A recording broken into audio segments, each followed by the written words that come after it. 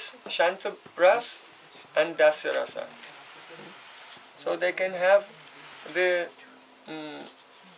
Rati and they can have Prem. But the Sneha, Man, impossible. Pranay, Pranay means feelings of equality especially. In Sneha, one of the main feelings is the feeling of superiority even. That, my beloved does not know what's good for him. So I have to protect them. I know better than him. So Sneha is very prominent in the Vatsalya rasa. So there are two rasas in Vaikuntha, but you can include Dwarka and Mathura. They are sometimes called Mahavaikuntha. The great aspect of Vaikuntha, because also some opulence is there as well. But in Mathura and Vaikuntha, there's a possibility. Mathura and Dwarka, there's some Sakya ras, there's Dasa ras, there's Vatsalya ras, there's also Madhurya rasa. But it cannot be compared. Yes, in Mathura there's Kubja. Yeah, Kubja is in Madhurya rasa. Sadani Rati.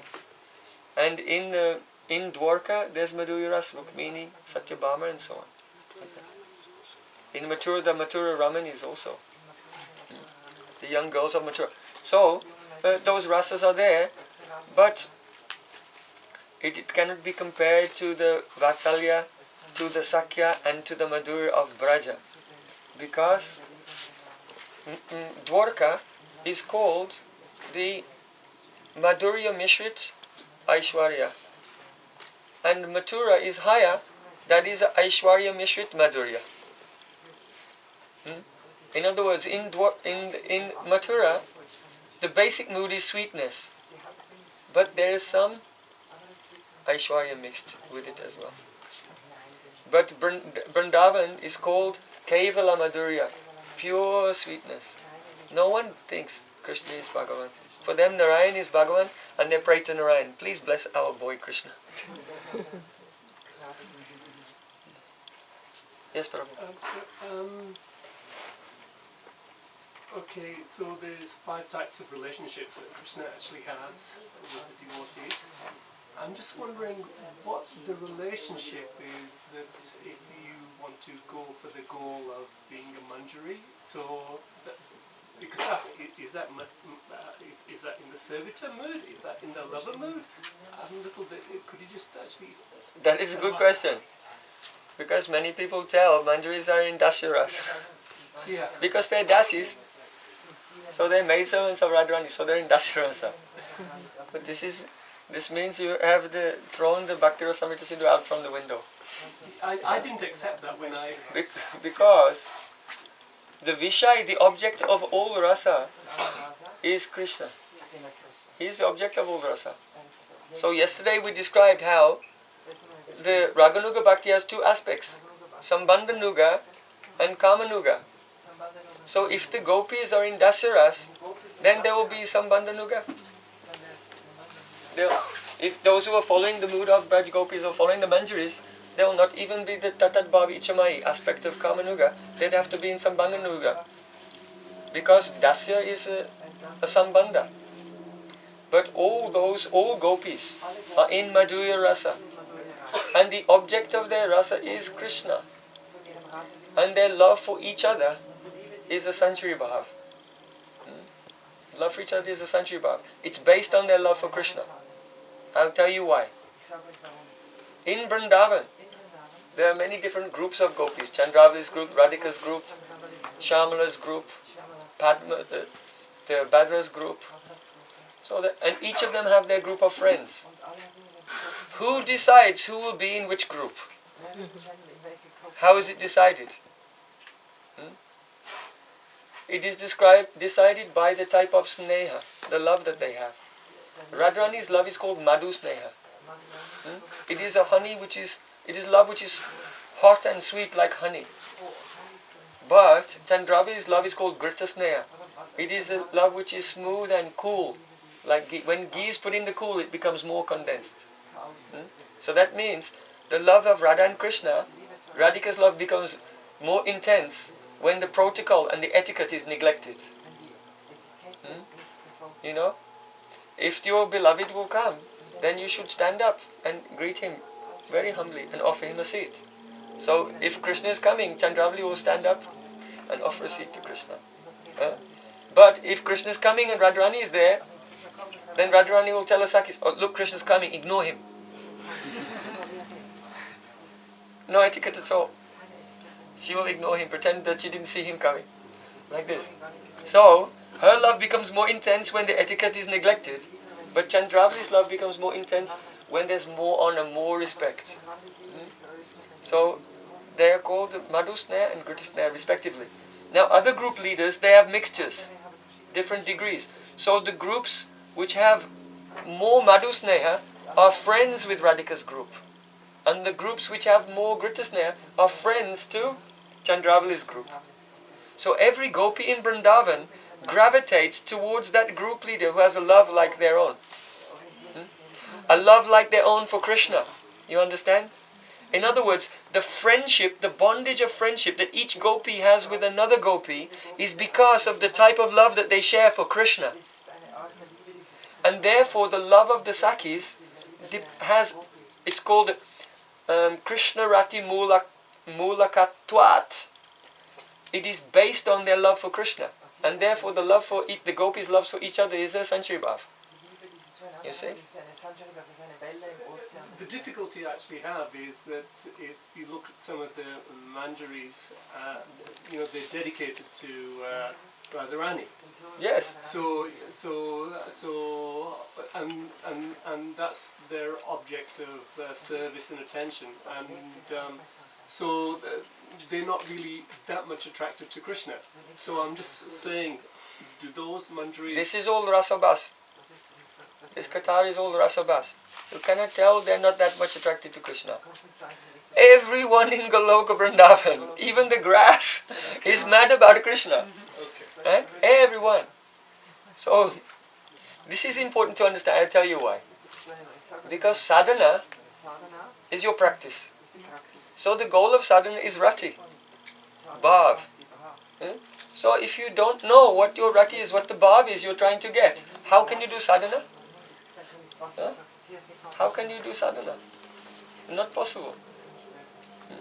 So all gopis are in Madhura. You can see all the description in Bhakti-rasamrita Sindhu and Ujjwala and Nilamani. For example, Srila Rupa Goswami describes one ingredient of rasa is vibhav. What is it that inspires you? So one type of vibhav is Krishna's udipana, is called Krishna's qualities.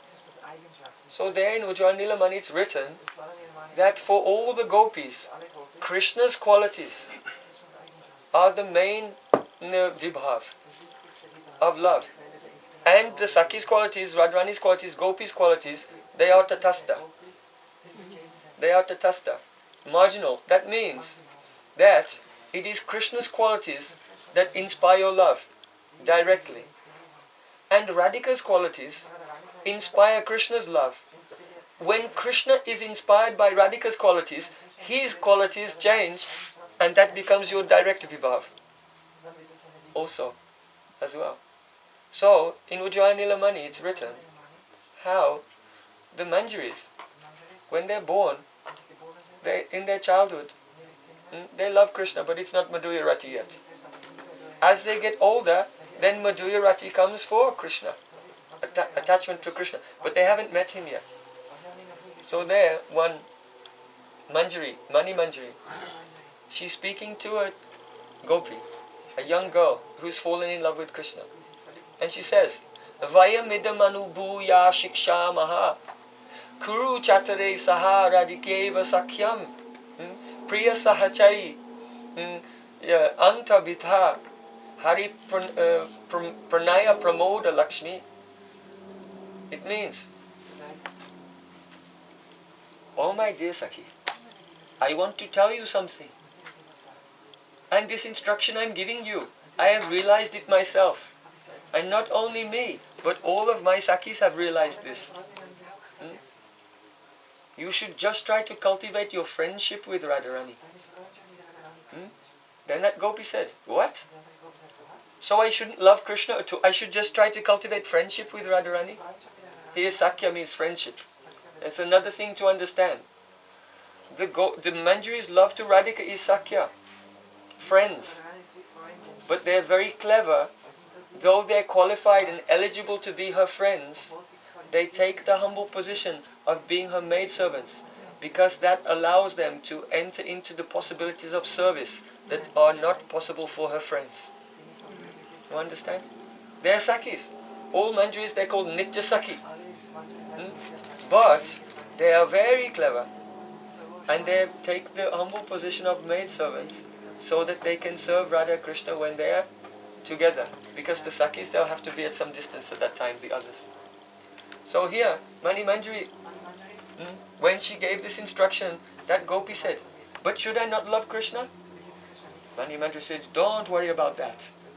If you just cultivate your friendship with Radharani, then Krishna's love for you and your love for him will be included in that. It means this. Radhika is so beautiful. The Lalita is so beautiful. They are so qualified. So what interest will Krishna show in you in comparison with them? But if you become Radhika's maidservant, when Radharani is upset, when she's in Man and refuses to meet with Krishna, and Lalita is encouraging also Radharani, be strong, be contrary, don't accept him, teach him a good lesson this time. You should put him through some difficulties. You know, the Vedas say raso vaisaha, means the supreme truth. Krishna is full of rasa. But actually he is full of rasa just like a sugar cane. If you have sugar cane, there's no rasa. You have to put the sugar cane into the mango, and then the juice comes out. So Krishna is full of rasa, but only when he's put into the mangal of Radharani's man, then the rasa comes out. Krishnadas Radhika Swami has written it. So Lalita is giving instructions to Radharani. Don't agree to see him. Don't look at him. Don't talk to him. So then where will Krishna go? Krishna has to look for the weakest link in the chain. You know, there's a chain of command. Radharani, Lalita, Vishaka, Tungavidya, Rupa Manjari, it goes down. So he'll look for one of the newest Manjaris and take her on one side and try to get some help. And so Krishna's love for you his love for you will increase if you have friendship with Radhika. And your love for Krishna will increase. Why? Because if you respect someone who has bhakti, their bhakti comes to you. So if you dedicate yourself to Radhika, then her prem will overflow and your prem will increase. So Manjaris are in Madhurya Rasa. Sthai Bhav is to Krishna. And their love for Radhika is Sanchari Bhav, stimulated. But there is something very special, something more, but we cannot tell it now. We'll go through the teachings to Rupa Goswami, and when we come up to the subject of rasa, and the ingredients of rasa, and all the mixtures of rasa also, at that point, then you'll be able to understand what is the full relation between one maidservant and Krishna and Radhika there. So we'll go through this stage by stage. Gaur Premanandi. Especially not the happiness felt in Brahman, this peace and shanti. But on the other hand, you mentioned yesterday that the Brahman realization is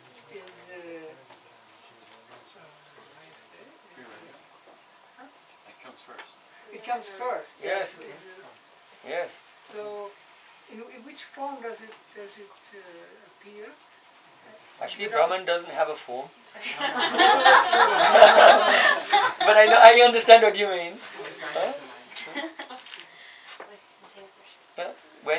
When the devotee's chitta becomes steady and free from the influence of the gunas, he can begin to his first realization of Krishna will be a glimpse of Brahman. And there is just like in the material world you can be distracted. So a person could be distracted by that if they didn't have a nishta, a very strong faith in their Prayojan, the goal of their life. So I have not said it. You can remember. Nirvikalpataya sakshat kritehe pratamikatvat. The nirvikalpa pratyaksh, the nondescript experience of Krishna in the form of Brahman is the primary, it's the first realization before one gets to the realization of Bhagavan. And that's why Mahaprabhu said that the bhakti ladder, it goes into the Brahman before it goes higher. So it's an internal experience. Like Krishna seeing Narad. First he didn't see Narad, first he saw the light, then the form, and then saw Narad. My next question is, I was surprised to hear that chitta is not the ingredient of the soul, because you say that the soul is such Ananda, so it is conscious. Good question. Let's clear that. The word chitta has two T's. Chitta, or sometimes it can be called chaitasaha. It's the same thing. Chaito darpana marjanam. So this element is actually the Mahatattva. When the Mahatattva is in the universe, it's called Mahatattva. But when that element is covering your soul, at that time it's called Chitta. So it's actually a dead material element. But it's very, very fine and very clear, and it's capable of catching a reflection. And this is why Mahaprabhu was called the Chitta Adarpana, a mirror. When the Chitta is clean, it didn't catch not the direct experience of Krishna's Vishuddha Sattva Swarup, but the Chitta which is steady, completely in Sattva Gun, can catch an abhas, a reflection. So when a person chants Nam Abhas, Shraddha Nam Abhas, then they can experience the reflection of Krishna's form, qualities, associates and pastimes in their Chitta. So one's chanting will always be abhas as long as one is in the stage of sadhana. But once bhav comes, then there's a direct experience of Krishna, not the reflection of those qualities. But that reflection it's tantalizing enough. It's like if you're starving, just around the corner there's a plate of prasadam, but there's a mirror there. And you see, like this. So the experience, the abhas of the experience of Krishna that is the stage of life when one is going through progressive increasing greed. Until one attains bhav, and then there's the direct experience. Now when you say Satchidananda, here chit means samvit shakti. And that is not sattvic, that is of Vishuddha Sattva. The chitta is of the external material energy, but the finest part of it. And the samvit shakti is the awareness potency, the awareness aspect of Krishna's internal spiritual potency. So they are completely different. Chit is a C-I-T, one T. And chitta, C-I-T-T-A.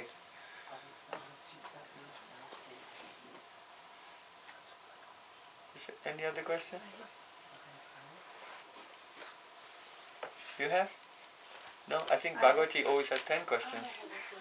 I have a question concerning those different stages of the maturity of the perceptions. Yes. What are those stages? And what you purify? Oh, the stages of perception of reality are Brahman, then Paramatma, the personal form of God as the controller, and lastly Bhagavan, that is God himself. But how you see Bhagavan will depend on what is your Stahi Bhav, that is your foundational emotion. So if you are in Shantaras, then you can see all the forms of God, but with no attachment for any of them. If you're in the mood of a servant, like Hanuman, then you may see Ram. But how you get there? Well, when Guru gives Diksha, when Guru gives the Diksha mantra, that mantra has a power to awaken a Vishesh Sambandha, your particular relationship with God. So by the action of the Diksha mantra, and chanting Hare Krishna, then you'll develop an attraction to one of the particular forms. And then you have to cultivate that by chanting. That's why Mahaprabhu is saying, don't stop in Vaikuntha, keep going. Because especially in our tradition, the followers of Chaitanya Mahaprabhu, our special relationship develops towards Radha Krishna in Vrindavan. But it says another mantra, not the Maha Mantra, an additional mantra? There's all those who have a Diksha, the second initiation, have some mantras which are silent, which are never spoken. And you know, you've seen the devotees when they take their string like this, and then they go. And that's an additional mantra. So yeah, so 3 times a day, those who have Diksha, they meditate on that, because that mantra is for relationship. And so then when everyone is chanting Hare Krishna, Krishna Krishna Hare, they chant the Maha Mantra, but from the perspective of the relation given in the secret Diksha mantra. So this is how, this is a relationship between the two. Okay, thank you. How is it with the Udipans? Do the Udipans, the same Udipans, create different reactions in different saivas? Yes, you Or see. it's different Udipans? You see, let's take the 5 primary rasas. Passive adoration, servitude, friendship, parental love and romantic love. So each one of them have their the vibhav. What is a vibhav for that mood? You see? For example, I said today that someone in Shantaras, if they see a big mountain, yes, I can go into samadhi in a cave there. You see?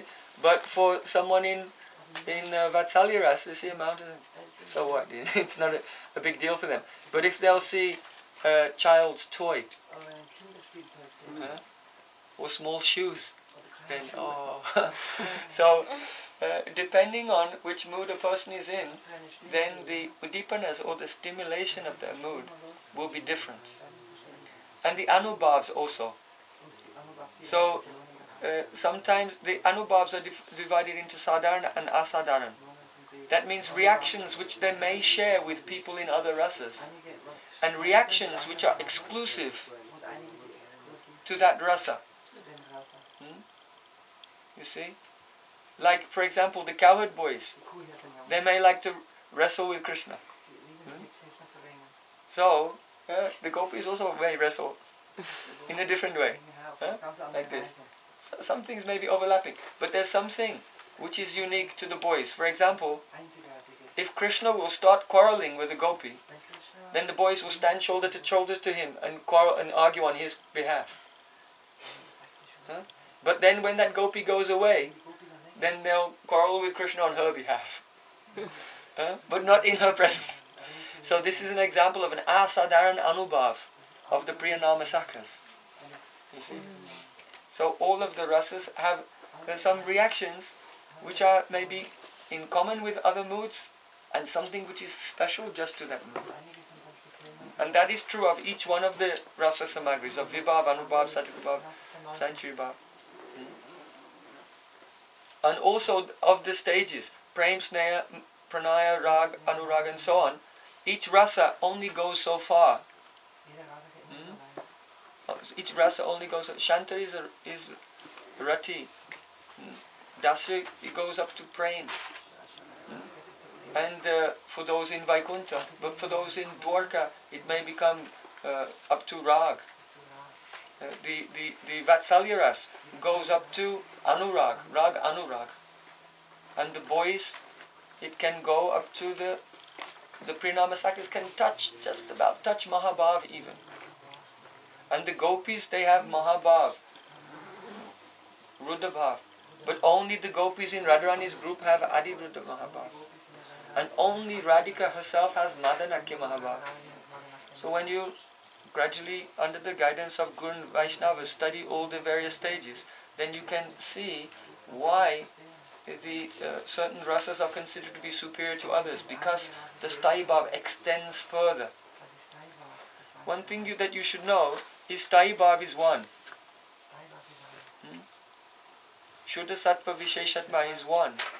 But it takes on different forms depending on the receptacle, the heart which receives it. You see? Yes, Prabhu. This brings me to an old question.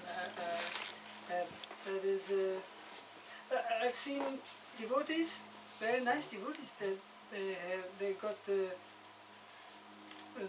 initiation and they got the Gopal mantra and Kanvayatri, and but they truly feel that their relationship is like with Nishingadev. So my question then is that this Thai Bhav, is it intrinsic in the nature of the soul from its eternally, or can it change, or is it given by the guru, by the mantra? So this is how can we say, it's a dispute that has been raging for hundreds of years.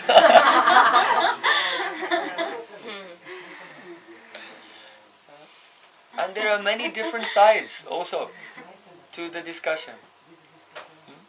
So it's a big topic, actually. So, raise your hand if you think this Thai Bhav is fixed. Raise your hand. Raise your hand if you think that it's dependent on some circumstances, such as the type of Sangha that you have in your life.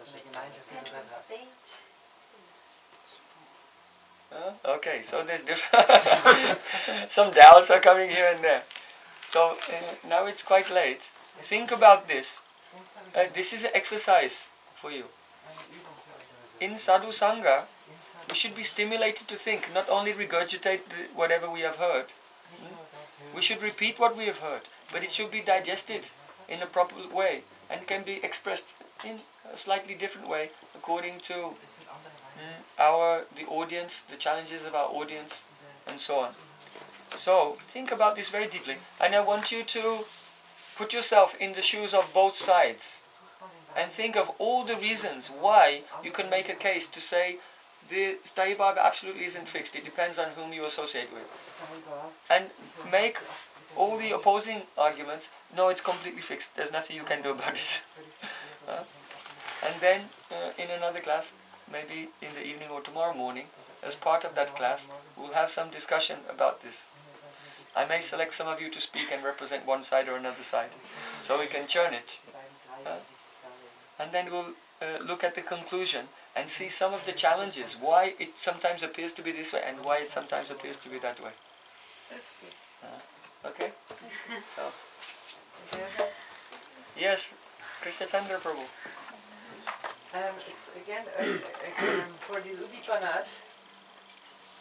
Sometimes even Bhaktivinoda Thakur has written about songs about the udipanas. Radhakunda Tatakunja Kutir is a whole list of mainly the udipana of Madhurya rasa. But I wonder, even in Gita, Krishna makes some hints for this. Is it not that the whole world and everything you see becomes udipana? Why just for Vatsalayas? Why just children toys? Is it not that everywhere you look, everything, even in Chaitanya Charitamrita, I think this is his verse, Janama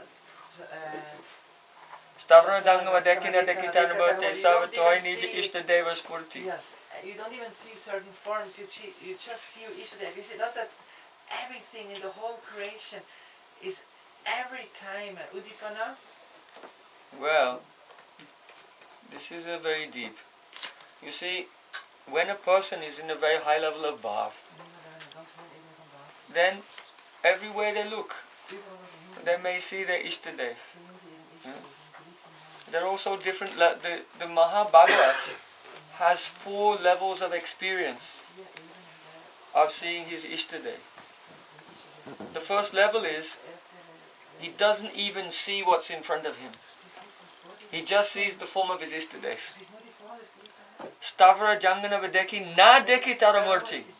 So how will he have any udipana, because he doesn't even see anything to have udipana from? Okay? Na Deki Taramurti. Right? So that's the first level. Then the next level is that he actually sees the forms. But everything is reminding him of his Ishtadev. So whatever he sees, makes a spurti in him, in his heart of his Ishtadev. Then another level is that he sees his Ishtadev, everything in his Ishtadev. That means that he looks at what everyone is doing and he thinks that everyone is under the shelter of his Ishtadev and serving that Ishtadev. According to their capacity. And then the deepest, like the gopis of Vrindavan, whatever they see, they actually think that they have no love and they see their own bhav in everything else. Like that. You see? So that will come in separation from Krishna. They may not even have a spurti of Krishna. But they see in separation the love that they have is active in everyone else. Even in inanimate objects, like the Jamuna river. They think, oh, when Krishna goes to swim in the Jamuna river, then this river is very clever. She assumes her female form under the water and comes and embraces you.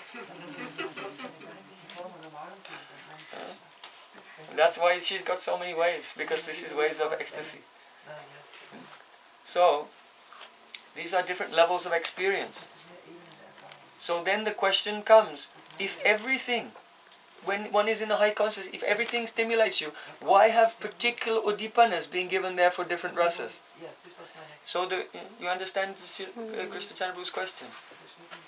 So the reason is this, that there are particular things which are special to that mood, which very intensely stimulate the mood.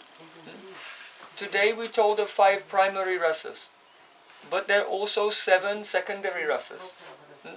They are called Hasya, Bhuta, Virya, Karuna, Rodra, Bibhatsa and Bainak. Means Hasya, comedy. Krishna is very funny. Adabhut, astonishment. Vira, chivalry. The fighting mood. Karuna, compassion. The Karun Ras comes from Shoka Rati, the Rati of lamentation. Asad Bhuta Virya Karuna, Rodra. So Rodra Ras, fury, comes from Krodha Rati, the Ras of anger. So Krodha Rati, anger, you can have directly to Krishna. You can have Krodha Rati to Krishna. You can have Krodha Rati towards a demon. Or towards your mother-in-law. Towards Chandravali. But not towards Krishna. So these are secondary rasas. Hasya, Bhuta, Vira, Karuna, Rodra, Bibhats. Bibhats means disgust. Bibhatsa Ras is based on Jugupsa Rati. And Bhayanak Ras is based on the fear. That is, terror is based on the Rati of fear. So, these are secondary rasas. Now, if the vibhav, if the udipana is only slight, it's a slight udipana, then in addition to your primary ras, a secondary ras may appear and nourish your primary rasa. But if there's a special vibhav which is very much related to you, an intense vibhav, then a secondary ras may manifest and your primary ras will become sankoch. It will become restricted and it will nourish the secondary ras. And then the secondary ras for a moment becomes the angi, becomes the main ras for a moment. So secondary rasas sometimes become angaras, sometimes angiras, depending on the intendency of the vibhav. So that which is experienced as a very intense vibhav will be special to which rasa you're in. Understand? So I'm sorry if some of you got lost here, because we're getting a little bit. I wanted to talk about rasa step by step. But if to catch what I'm discussing with Krishna Chandra Prabhu, there are a few more intermediate stages you may have to know. But we'll try to touch upon them this week. Because when we speak of rasa, there is not one rasa. Many rasas can appear. And how they all relate to each other. It becomes like an ocean with so many waves and whirlpools. Therefore, what was inspired in the heart of Rupa Goswami is called Bhakti Rasamrita Sindhu, the ocean of the nectar of all the loving emotions for Krishna. Okay, is that clear? Why they're specific to each rasa? Huh? Okay. Gaur Premanande! Capable to give this pure Shabda Brahma. Because every devotee can speak, Yes. but how I can also tell now what I have heard, Yes. but this is filtered through all my contamination. Yes, yes. Anyway, you should try. You should talk to others according to your capacity. Because you have heard, you have received from Gurudev and Vaishnavas. So when you repeat it, it is not black or white, like this or like that. But there is a power in the words according to our level of realization and according to our level of purity and advancement.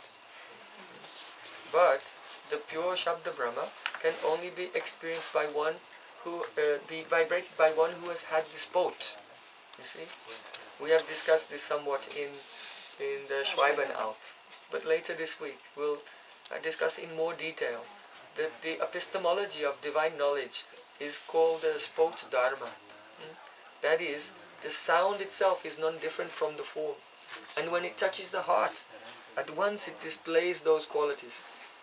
So one who has that experience, then that internal realization again becomes sound, mukarita, and is transmitted. And when that sound is received by one who is surrendered and whose heart is open, then the lila or the form, the beauty that was mukarita, transformed into words, again assumes its form in the heart of the listener. So it should be cultivated gradually. It is not that until one is completely pure, one should not speak Harikatha. This is not the conclusion. Even in the end of Rasalila, Shukadeva Goswami said, Vikriditam vajabadubi idam ch Vishnu, Shraddhan vatanu shunayad atavanayadya. Even a person, they still have some lust, even. They should listen to Krishna's Rasalila, ato vanayadya. And they should speak it as well. They should hear it and speak also. And by this, the bhakti will rise in their heart and push out whatever remaining contamination is there. So all devotees, hear. And what you are hearing, share and speak with others. But also at the same time, one should know, unless there's a full realization there, it will not have so much power to awaken faith in others. But others who already have received faith from their Guru, they will appreciate it. Because it will remind them of what they have heard, remind them of Krishna. Any other question? Yeah. Yes? It's in relation to the class from the morning, that why Krishna goes to Chandravali if there only he is showing a false love. It is not like that. Who are you asking me? Who are you asking? Are you asking the Navayugendras? Or are you asking Prem Prayojan? They will give different answers. You see, in Bhagavad Gita, Krishna said, Yaya tamam prapadyante tangstataiva bhajam. I reciprocate with everyone. So, whatever kind of love a person has, Krishna goes and he responds to their love in kind. If it were not responding in kind, a rasa bas would come. The incompatible, the mellows would be distorted in some way and it would not be relishable. So Krishna reciprocates with everyone. So Chandravali's experience, or someone describing the Leela from a tatastha vichar, from a an impartial, neutral position, like perhaps the Navayogendras, they may say, yes, when Krishna meets with Radhika, he reciprocates with her love. When Krishna meets with Chandravali, he reciprocates with her love. However, what we have told this morning is not the Katar of the Navayogendras. It is the Katar of Prabodhananda Saraswati. So from in the experience of those who are deeply absorbed in devotion to the lotus feet of Srimati Radhika.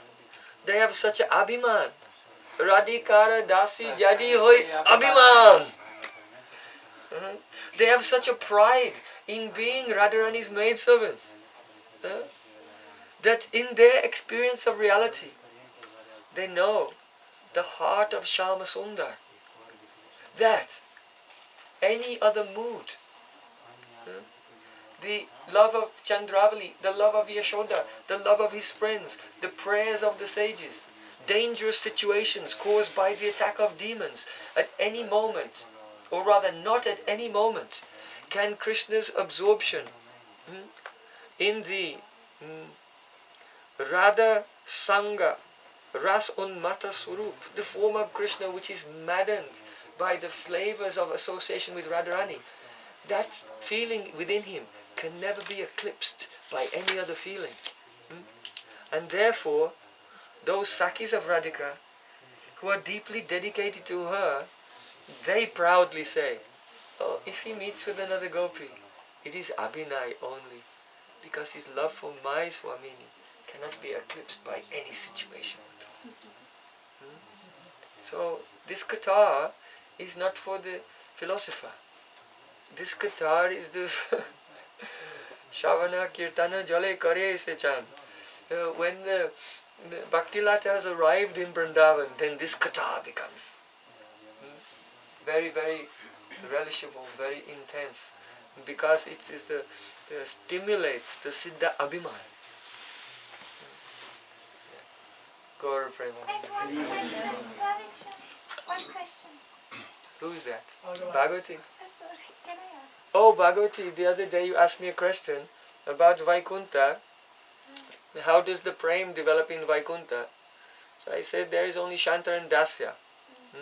So it will go Rati and Prem, but not more than that. So this is correct, but I just want to add one thing to your question.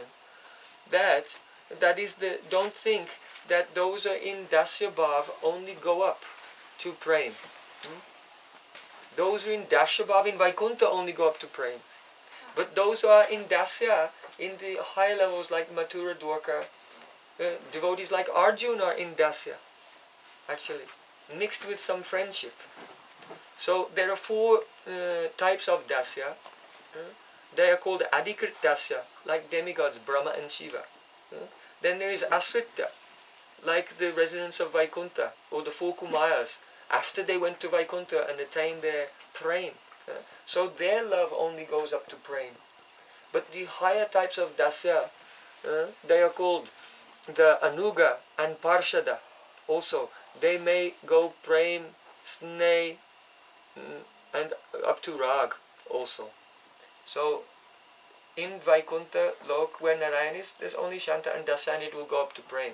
But don't think that Dasya as a ras itself is limited to the experience of Vaikuntha. Yes, now what is your question from today? I just have a question. Last evening you spoke about Atma Nivedana, and Srila Bhaktivinoda Thakur says Dainya Atma Nivedan. He sings in Chaitanya Charitamrita is opposite. It starts with Anukulyasa Sankalpa and ends with Atma Nikshepa Karanye Satvida Sharanagati. So is there a difference in path? And also he says one's Dainya and the other Karpanye. What's the difference? Is this a different emphasis or? No. There's a verse. The one that is quoted in Chaitanya Charitamrita is actually from a text called Sri Hari Bhakti Sudodai.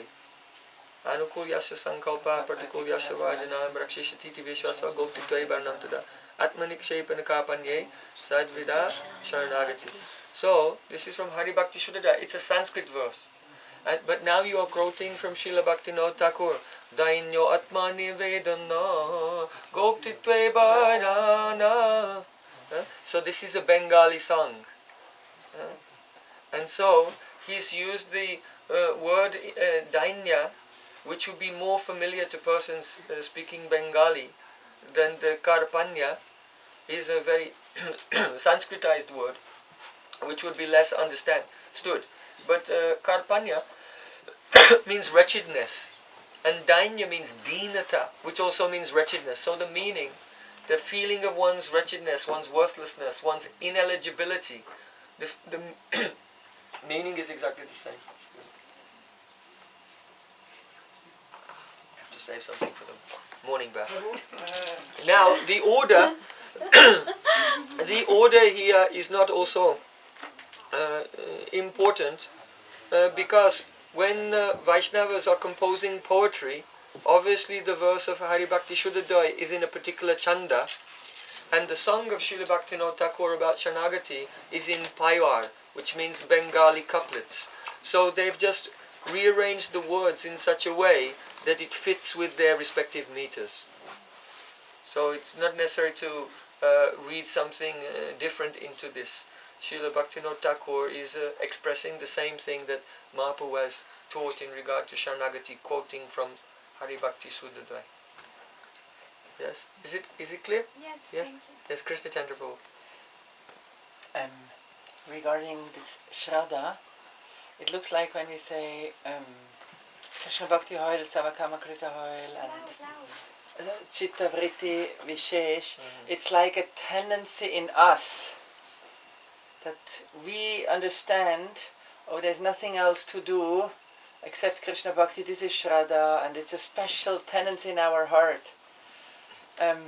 But sometimes it's also said that really Shraddha is like the first intervention of Swarup Shakti, that it's like Radhika's presence in one way.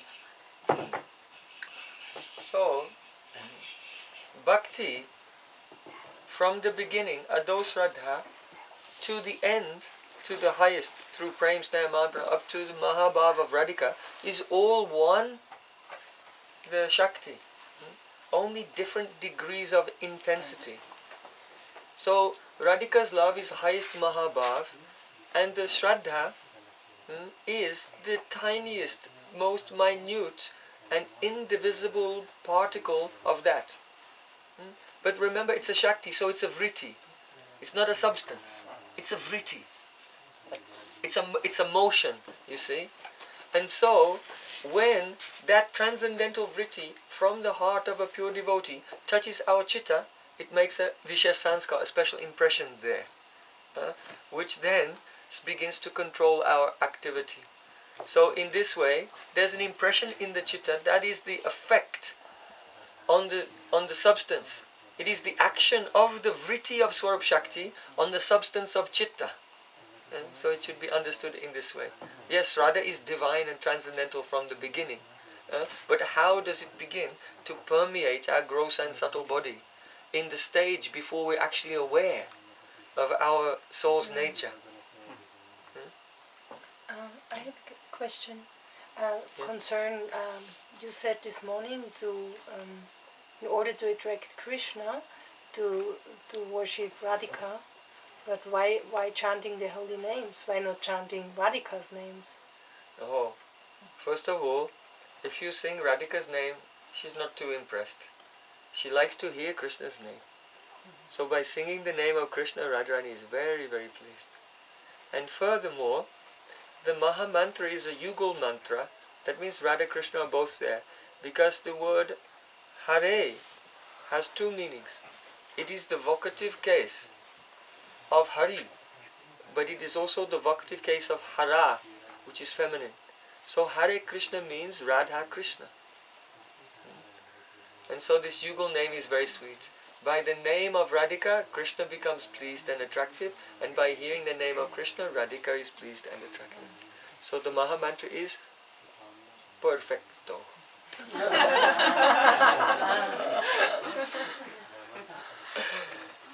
Gaur Premanand.